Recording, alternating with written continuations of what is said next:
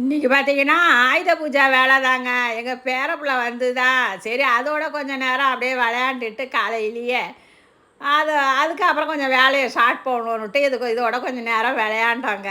விளையாண்ட்டு அதுக்கப்புறம் பார்த்தீங்கன்னா வண்டிலாம் கழுவி கிழுவி பொட்டு வச்சு சந்தனம்லாம் வச்சு அதை ரெடி பண்ணிட்டு இருந்தாங்க.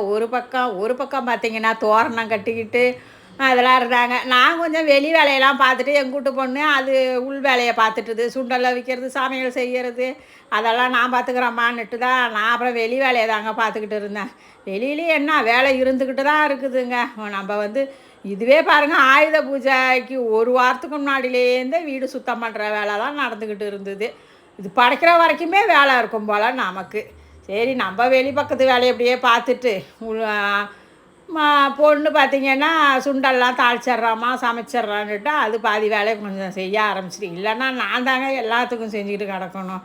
அப்படியே வாசலில் மாந்தோரணம் பூ இதெல்லாம் எல்லாம் வச்சு ரெடி பண்ணிவிட்டு அப்படியே படைக்க வந்தாச்சுங்க.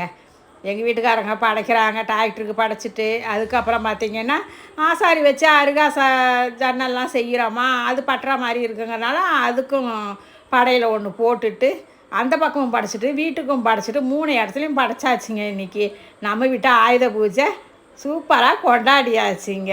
உங்கள் வீட்டில் எப்படி கொண்டாடினீங்கன்னு கமெண்டில் சொல்லுங்கள். நாங்கள் இப்படி தான் செய்வோம். உங்களோட ஆயுத பூஜை நல்லபடியாக முடிஞ்சிச்சு. உங்களுக்கு எப்படி போச்சுங்கிறத கமெண்டில் சொல்லுங்கள்.